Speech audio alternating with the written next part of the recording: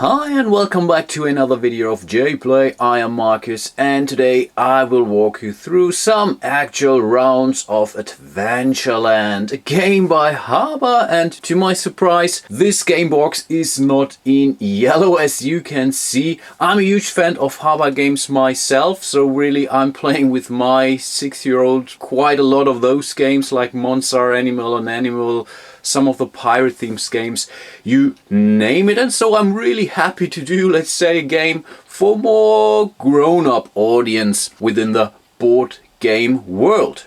As you can see, the game is not really out yet, but Harbor was kind enough to provide me a sample or reviewer's copy of this game. And as mentioned, I will walk you through some actual rounds, so I won't spend much time on explaining you the rules because they're really straightforward. You can get into the game within minutes, which is definitely something I like a lot about this game. And not sure if I will do a complete session of one of those 3 so-called adventures in this one, but more on that in about a minute or so.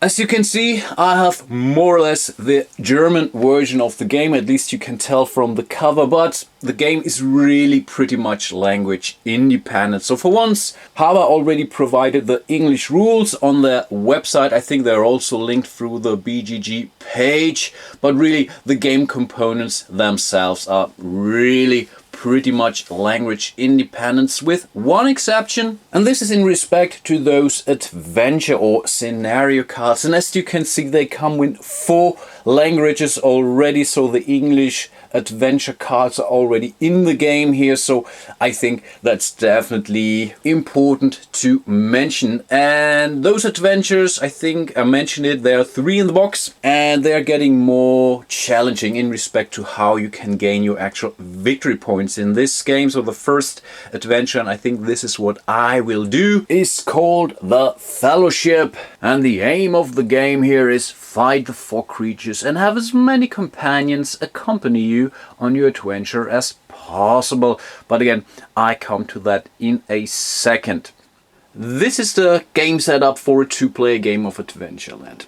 Despite its title, it's really not an adventure game. At its heart, it's really a strategy game. So basically the Euro-style interpretation of an adventure game. The artwork really looks nice. I like this a lot. The components are fine, but really it's a strategy game by really thinking on how to gain the most amount of victory point by the end of the game. This has been triggered by when some of those components run out. So when the swords and the companions are depleted, then this will trigger the final round, and then you complete your round so that each player has the same amount of turns in the game. Then you would do the final scoring.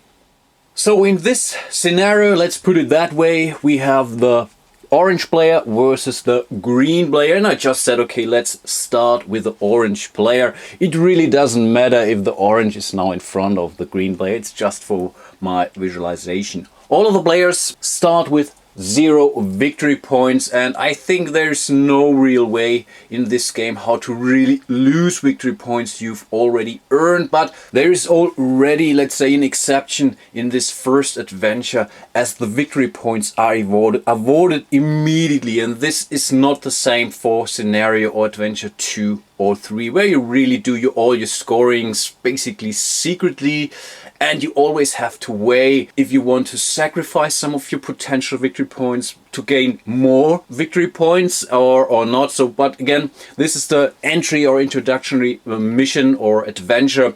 So in this case, you will immediately see how many points you actually have.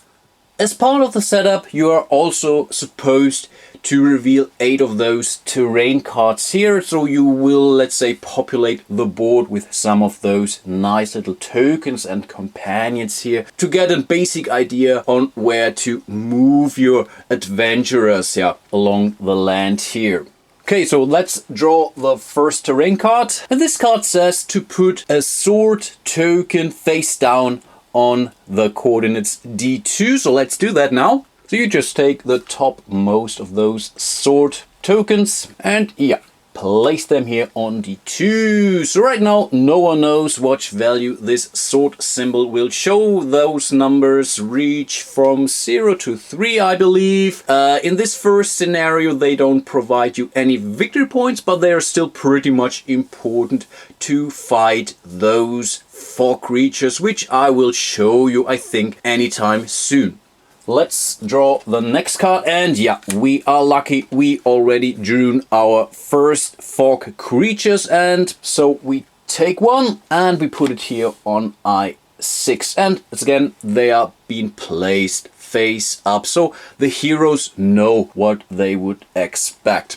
For once, those 4 creatures show you its strength, so you have to beat them with 12 strength points, so 12 or more, and they will show you the amount of victory point. And again, in this scenario, you will score those victory points immediately when you are able to defeat these 4 creatures. Of course, I will explain you the fight when I get there. This 4 creature now doesn't count for the first 8 of the cards, so we still have to draw 7 normal terrain cards in order to move on with our setup. And here we have to place a companion onto H10, so basically into a city. So let's place one of these companions on this space H10. I think I should have mentioned that there is a card exactly for one of those coordinates, so there will be never ever another card that shows to place a companion or anything else on this particular city space down there. And again, I mentioned it, when either or when both those companions and the sword tokens are depleted, then this will trigger the end of the game. Let's see, let's draw one more. We have to place 8 of those cards on the board, and here we have to place a sword onto D3, and this is really perfect for the orange player, so he could really move down his adventurer here to get 2 of those sword tokens, as they're really pretty important. Let's continue, as we still have to place 5 more of them, and here we have some healing herbs which we have to place on C2. And again, that's great news for the orange player, but of course it could also be beneficial for the green player. And those healing herbs also can help you to fight those 4 creatures, but again, they are not providing you any victory points in this introductory mission or adventure. But as of adventure now, basically everything that you see or has a value on it will provide you some actual victory points. For this adventure, it's only good to have them in order to defeat the more mighty fog creatures. Okay, I will place the 4 remaining terrain tokens, but I think I will speed up on those a little bit.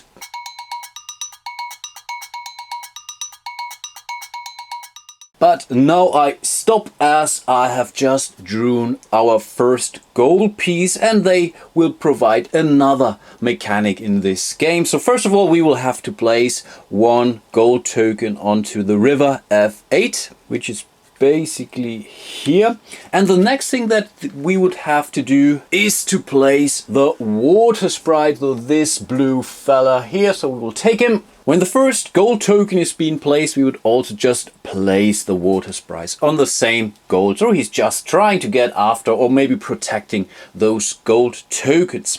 But with a second gold token that is placed, this water sprite will move along the river to the next gold token. So for example, let's consider we would just have placed 1 gold token here. Then he would move up here, of course with 1 movement, but all adventurers or any whatever companions that would be on those paths along the movement here would have been devoured by this water sprite and would be removed from the game. So there is sometimes really some, let's say, weighing that you would have to do. Is it safe to place my adventurer here? Next turn maybe this water sprite would move and then I would lose my precious adventurer here or something like that. But I will really hope I can show that mechanic to you as I play. So let's remove that piece of gold and put the water sprite back to the starting location. And as those were all of the 8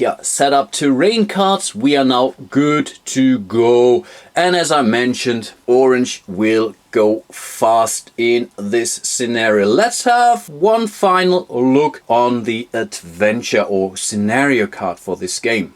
So in this game, we score points once for defeating those fog creatures. We just get the amount of victory points that's printed on the fog creature. Then we would score points for the companions. And the more companions one single adventurer is allowed to, convince to join him in his efforts to be the most famous adventurer in the kingdom, gets more and more victory points. So the first adventurer first companion for each adventurer gets 1 victory point. If the same adventurer takes the second companion, then he gets second, then third, 3, and so on. Additionally, we also get 2 victory points for each of the gold coins or gold tokens that we can acquire from the river. The rest, like those healing herbs or the sword tiles, don't provide us any additional victory points. Again, orange goes first. And each turn consists of 2 phases. The first phase is to turn over 2 terrain cards and place those tokens on the board accordingly. And after the placement of 2 additional, or after dealing with 2 of those terrain cards, you would be allowed to move your adventurer. So first of all, let's draw the first new terrain card. And here it says we have to place a companion onto K3. That's pretty far, so I think, he will have to wait for either of the players quite a bit. And the second card says we have to place another gold token onto D9 here, and I think I have not mentioned it. Those gold tokens, they are not really double-sided, so they just provide you 2 victory points in most of the scenarios. But you can also use gold to fight those fog creatures. But again, I will explain the actual fight a little bit later. Now the water sprite will move along the river to the newly placed gold tokens. And again, if there would have been any adventurers on those 2 spaces, they would have been eaten or killed or abducted, I don't know, but they would be removed from the game. Like the setup cards, those terrain cards will just get discarded, so they're also pretty much out of the game, and then it would be orange player to move either 1 or 2 of his adventurers. Keep in mind, you don't have to use your movement, and in some cases it's really wise to not move them, but rather wait until some more interesting tokens will appear on the board, because as soon as your adventurers reach K10, for example, it won't have happened that often, then they're also pretty much stuck here, because they're only allowed to move either to the south or to the west, never back to the west and never back up to the north. So as soon as you reach either row 10 or column K, then they only can move into one direction. Then again, if one adventurer would reach K10 here, then that's pretty much it for this particular adventure. With your movement, you can move again either 1 adventurer 2 times or 2 adventurer 1 times, and you can move them as far as you would like on the board. But again, keep in mind, you can never move them back up. So if I would move this orange guy, whatever, all the way down there, then that's pretty much it. As of the next turn, then he would only be allowed to move either towards or along this row here or along this column there. So you really have to be careful in this situation. Right now it's pretty okay for the orange player, as he has 2 or 4 tokens pretty much nearby, and so I think he will definitely move, and I think he will definitely go for one of those sword tokens here. So he will move down 2 spaces, and then he is allowed to take this sword token, and they're kept hidden from the other players. But of course I will show you what those sword symbols show you. So in this case we have found a sword, and this sword has a value of 1. So for once this sword will bring you 1 die when fighting those 4 creatures, and this sword is also, let's say, bit mightier than the normal sword with no value. It gives you also one additional strength point when you use this sword. Now Orange could move a different adventurer or the same adventurer, and again he could decide whether to move this adventurer, whatever, to the east or to the south. In this case, I think because it's only one green out at this point and he already found one sword symbol here, I think he will move this guy down here to C2, so we are allowed to take this herb token, and those herbs show a value from 2 to 4, and again they can provide you victory points in different scenarios, but in this scenario this is also worth 2 strength points when fighting those fog creatures. It's a long fight and you have to take care of your wounds and such, so it's always good to have some of those healing herbs with you. That was pretty much the turn of the orange player, so let's move him correctly down there. It's now the green player, and he will also start by drawing a terrain card, and here we have to place a healing herb onto E7, which is down there. Those are placed, face down basically. Let's go for the second card, and here we have to place a companion onto C6, which would be down there. And then the green player can move again, and this sword token here is really too tempting. So he will move his adventurer down there. He will take the sword token. I won't show you which sword token he drew. I think it's okay if I only play open with the orange player. He still has one more movement, but I think this guy will not move to this healing herb here, because then he would be really pretty far already on the game board on the column H, and this only goes to K. So I think for this adventurer that's pretty much it, but I think he will move down this adventurer to this base to get another of those sword tokens. And this was also already the turn of the green player, and you really see this game is so damn fast, and it's really great, to be honest. So I'm a bit ahead of myself, but I was really positively surprised around the speed and, let's say, how intuitive this game actually feels. Moving back to the orange player, he will draw his first card, and this is another fog creature, but again those fog creatures don't count for your 2 terrain cards which you have to reveal each turn.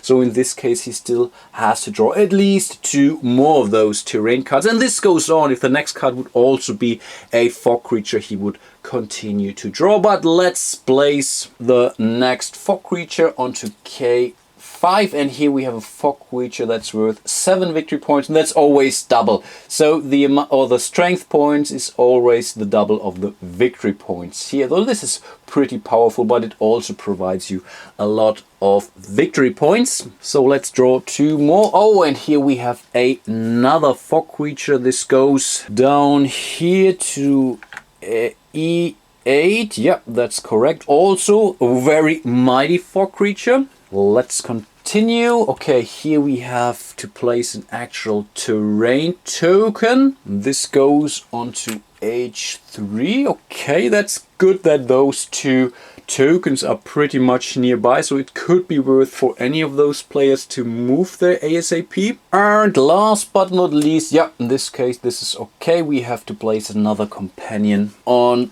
I10 here. Okay, what are those companions for? Maybe I should have explained that a little bit earlier. For once, they're worth victory points, according to the adventure cards. But each companion that the adventurer is carrying with him brings another strength point when fighting those fog creatures. So if one adventurer has, let's say, 3 of those companions with him, then the adventurer would provide 1 strength point, and each companion provides 1 strength point. So a group of 1 plus 3 would have 4 strength points already when fighting this, let's say, scorpion kind of fog creature up there. Of course, you still need to spend some swords for actual die. You could still think of spending some of your healing herbs and stuff like that, but 4 would be a pretty good basis going into a fight with one of those fog creatures. Then it's the movement phase of the orange player, and one thing I've also not really explained to you is that adventurers cannot end their movement on other adventurers. And then it really doesn't matter if it's the adventurer of your own color or the adventurer of another color. So this orange guy would not be allowed to end his movement on this space here with another adventurer, and the same would count for this adventurer here. In the second scenario, the rules are a little bit changed, so there you gain actual victory points, so there it's allowed to move your adventurers to the space with another adventurer to form the magnificent group, which really give you a lot of victory points. But in this first scenario, and I think this also counts for adventure 3, this is definitely not allowed. Okay, what should we do? And I'm really tempted to not move the guys on the board because all the nice little tokens are too far down there. So for example, if I would move this guy down there, he would move 4 spaces, which is quite a lot, or 4 rows, which is quite a lot, and it's not really worth it. So I would rather wait to see maybe another sword would appear here or here. Then it would be worth to go 1-2 spaces down there and then gain a sword and this companion here. But right now I think orange is considering to pass, which is perfectly legal. So yeah, he will call it a day and will pass the torch to the green player. And again, he will have to spawn new goodies on the board, and here we have to place another companion onto E5, and I think this is actually pretty great. Yeah, that's down there, so I think it's really worth for the green player going there, but let's wait what we draw. And here we have to place a healing herb onto A1. This is of course awesome for the green player because yeah, he don't really loses a lot of movement there. And yeah, let's discard those cards. And I think we already moved 2 from here, so let's take 1 adventurer from there and grab this healing herb. And I think with the second movement, yeah, not sure. Should I go for this adventurer? No, I think I won't. I think I will move the second adventurer over to H2 and grab another healing herb there, and this yeah concludes the turn of the green player. So let's move over to orange again, and here we have to place a companion onto C7. Okay, that's great. I think that's pretty much cool because even though it's a long way down, he could grab here those 2 companions, and the first companion for this adventure would be worth 1 victory point, the second companion already 2 victory points. So I think that's pretty much okay, I guess. So let's draw the second card, and here we have to place a healing herb onto D1. Unfortunately, all of those have already left it, but maybe the green player will move down there, yeah, to grab it later on. But again, healing herbs don't provide you any victory points in this scenario. Let's consider to move. And as I planned, I think I will move this orange guy down here to this city space. So we just found our first companion, and this gives orange the very first victory point. Nice. And then to the second movement, so he will move down there. He takes his companions with him to the second city space here, so he found his second companion. This means 2 more victory points. Awesome. Okay, green again. Let's draw a card. Okay, we have found another fog creature which we have to place onto J6 here. It's another, yeah, pretty powerful scorpion kind of guy here, but worth 6 victory points. Let's keep on drawing. We still need 2 more. That's B1. Wow, that's so awesome for the green player. So he just needs to move his guy, yeah, all the way to the east. 1 more to draw, and here we have to place a companion onto K7. Now that's really too tempting for the green player. I think he will just move or do the first movement here, so he will grab the healing herb and then he will move him whatever all the way here to D1 and takes the next one. And he already has 4 of those healing herbs and 2 swords. Of course, the orange player doesn't know how powerful he really is. But again, as of scenario 2, those tokens would be way more important. Because you can either spend them to fight, but then they are gone. Or you can keep them until the bitter end, basically, and score the amount of victory points or points that is printed on those tokens. So it's really something to think about. But in this very first scenario, you just use them in order to fight the more powerful fog creatures. Back to orange.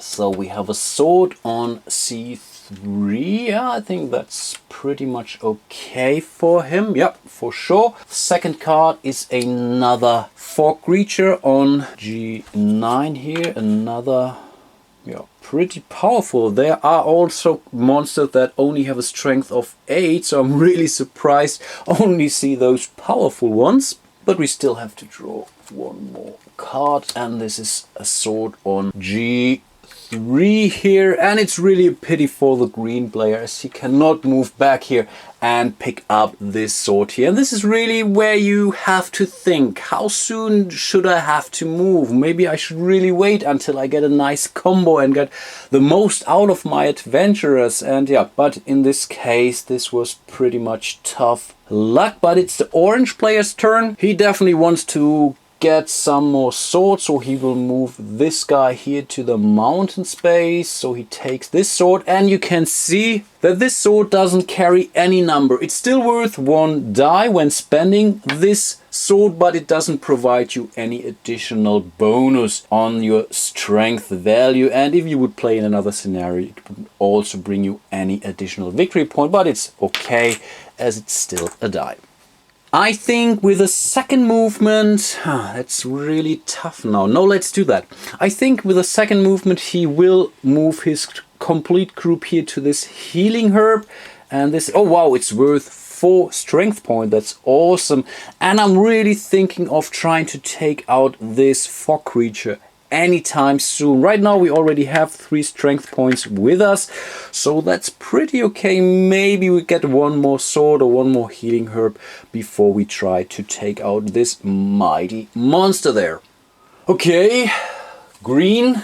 Here we have a healing herb on a 10, which is all the way down there. So right now no one really cares about it. And then we have another sword on F1, which is kind of okay for the green player. Yeah, I think, why not? Let's move there. We go here, we take this sword token, and I guess with a second movement we will also move this guy down there to grab 1 more.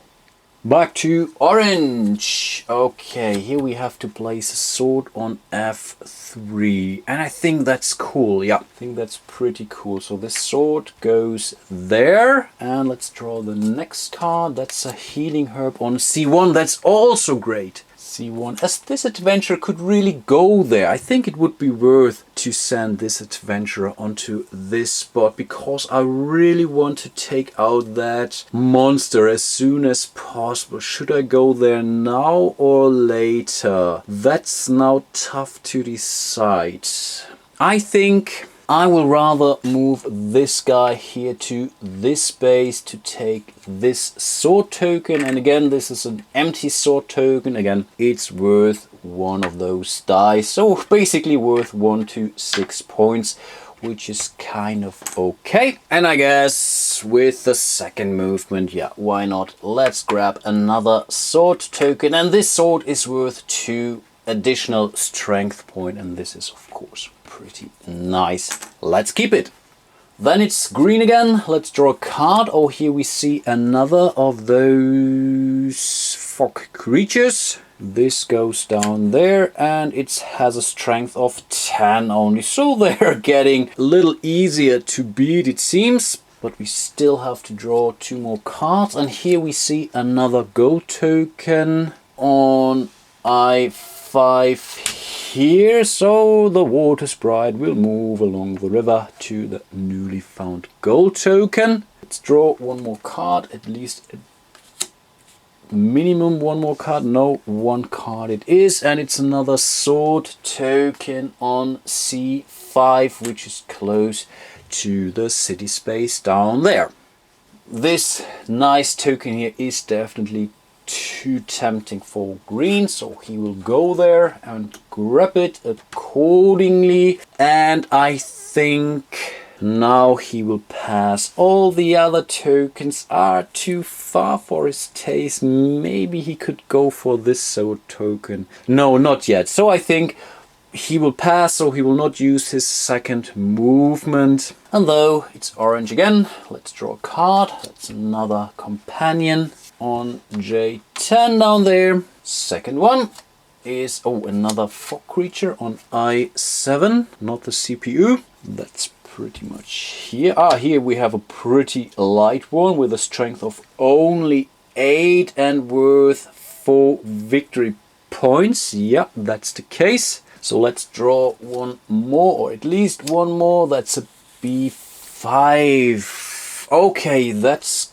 good, I guess. So here we have another companion on this city space. And yeah, let's move over to the movement, and yeah, I think that's pretty much clear. So he will move his guy there. So this adventurer also found one companion worth another victory point.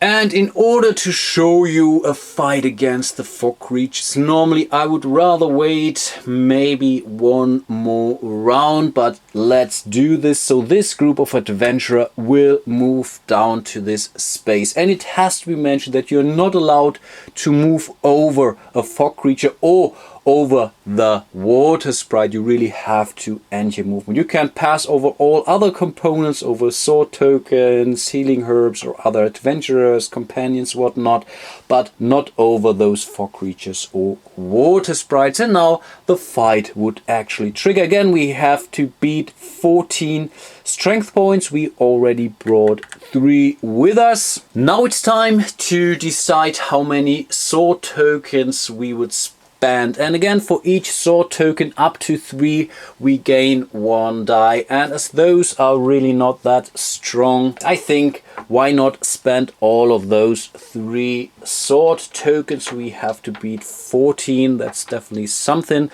So this gives us 1 additional strength point. So we already have 4 with our 3 adventurer companions. And then we have, so these get discarded basically, and then we would be allowed to roll these 3 dice. So let's do that. Okay, keep in mind, so let's put it here. We already have 4 points. We have to beat 14 at least. Yeah, this shouldn't be a problem. So this is 10, 14, 19.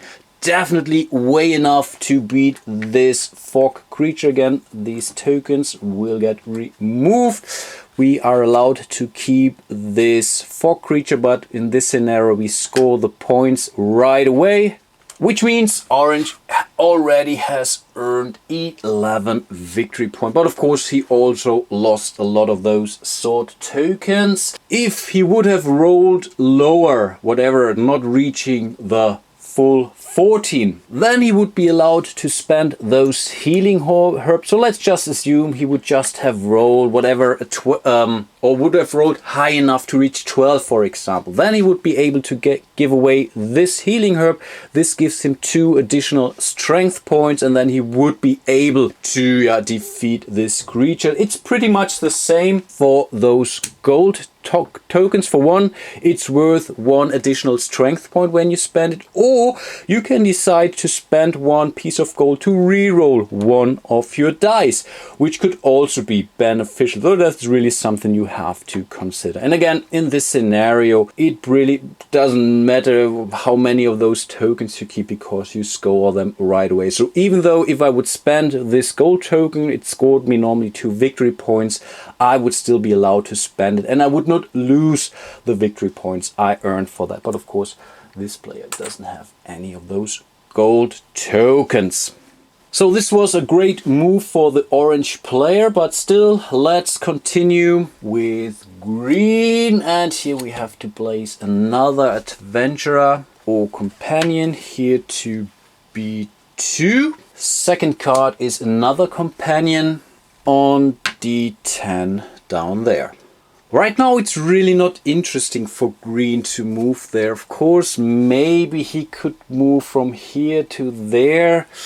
Yeah, maybe this is what he should do, because... yeah, why not? Let's move green here, so he gets at least one of those sword tokens, but I think the second movement he will pass. So let's do one more round.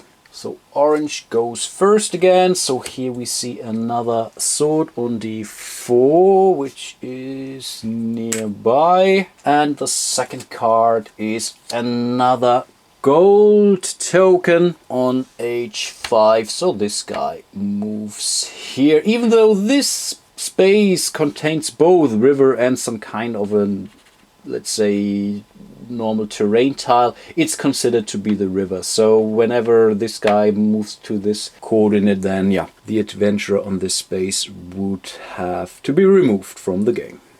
Then it's the movement phase of orange, and he really feels tempted to move here to this river space. So he's allowed to take this gold coin, which gives him 2 more of those victory points. Isn't that nice? And keep in mind, green hasn't gained any of those victory points yet. He has a lot of those tokens, but he really has to start, yeah, fighting those 4 creatures in order to, let's say, transform those tokens into victory points. And I think with the second movement, orange will move down there. He needs another sword for the next fight. Unfortunately, only worth 1 die, but that's okay for him, I guess. Then it's green. And here we see another companion on k6. And we see another sword on g2 here. Okay, I guess green will move all the way here to get his first companion, and this is also worth 1 victory point.